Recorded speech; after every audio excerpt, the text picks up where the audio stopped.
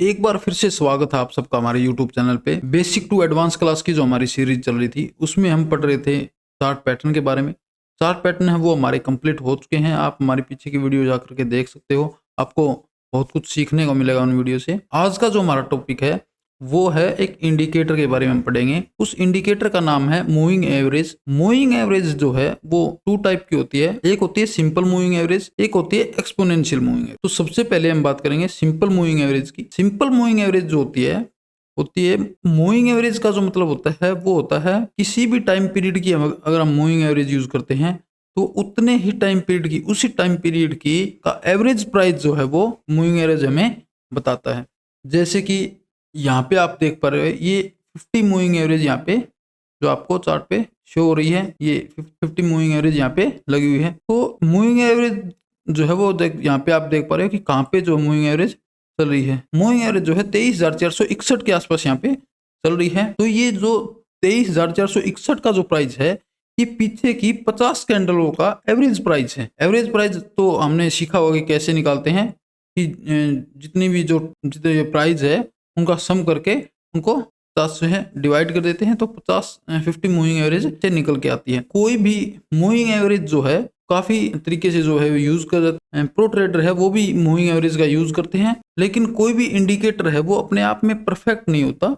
हम उनके साथ या तो प्राइस एक्शन को मिक्स करके या फिर किसी दो इंडिकेटर को इनबिल्ड करके इस टाइप से हमें स्ट्रेटजी बिल्ड करनी होती है, तब जा करके वो चीज़ें काम करती हैं। उनकी एक्यूरेसी हमें बैक टेस्ट करके निकालनी पड़ती है कि ये चीज़ें कितने परसेंट हमें काम कर रही है। अगर 60% के अबो अगर ये काम करती हैं और हमारा रिस्क रिवार्ड रेशियो अगर 50% 1/2 के से ज़्यादा है तो ये एक अच्छी स्ट्रेटजी मानी जाती है।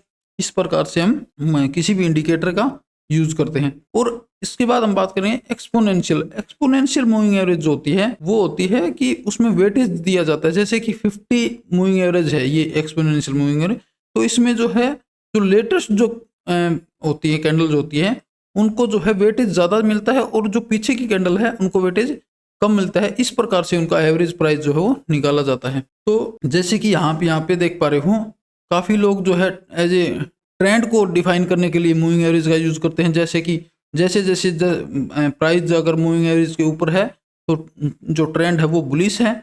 जब मार्केट जो है का प्राइस है वो मूविंग एवरेज से नीचे चला जाता है तो ट्रेंड है वो बेरिश माना जाता है। इस प्रकार से भी जो है मूविंग एवरेज का यूज किया जाता है। तो और अलग अलग टाइम फ्रेम पे अलग अलग मूविंग एवरेज का हम यूज करते हैं। जैसे अगर हमें इंट्राडे ट्रेडिंग करनी है तो हमें 21 मूविंग एवरेज का यूज करते हैं, 50 का भी यूज करते हैं सपोर्ट और रेजिस्टेंस के लिए, और 9 EMA का भी हम यूज करते हैं स्टॉप लॉस को ट्रेल करने के लिए। अलग अलग तरीके से अलग अलग ट्रेडर जो है अपने इसको यूज करते हैं। तो एक ये अच्छा इंडिकेटर है, इसको हमें समझना चाहिए अच्छे से।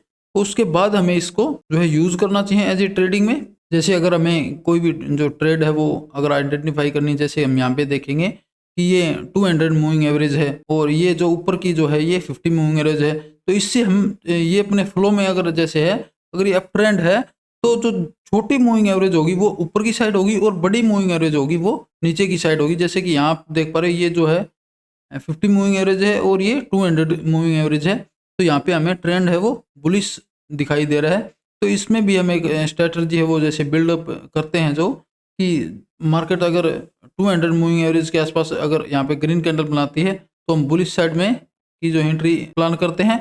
और जब मार्केट डाउन साइड में इसकी निकल जाती है 200 मूविंग एवरेज की तो हम इसको जो डाउन साइड की एंट्री है वो प्लेस करते हैं। और 50 मूविंग एवरेज और 200 मूविंग एवरेज का जो कॉम्बिनेशन भी होता है कि क्रॉस ओवर पे भी काफ़ी लोग ट्रेड करते हैं। जैसे कि आप यहाँ पे देख पा रहे हो जो 50 मूविंग एवरेज है वो 200 मूविंग एवरेज को नीचे की साइड जो है उसने क्रॉस कर दिया है। तो यहाँ पे हमें इंडिकेशन है कि मार्केट है वो डाउन साइड में और भी ज़्यादा जा सकती है। यहाँ पे एक बीरिश ट्रेंड है वो स्टार्ट हो चुका है। और जैसे 100 मूविंग एवरेज और 200 मूविंग एवरेज का अगर क्रॉस ओवर होता है तो उसको हम ऊपर की साइड अगर 200 मूविंग एवरेज को 100 मूविंग एवरेज अगर ऊपर की साइड क्रॉस करती है तो हम उसको गोल्डन क्रॉस ओवर बोलते हैं।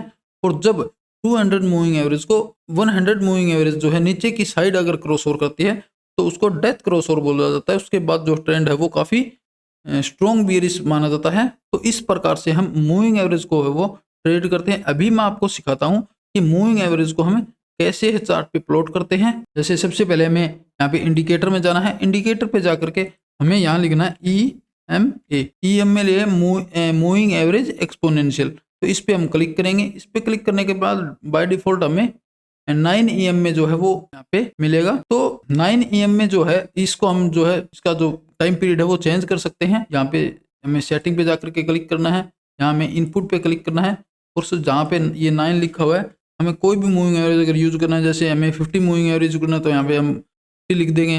अगर हमें 200 का अगर करना है तो हमें यहाँ पे 200 वो टाइप कर देंगे।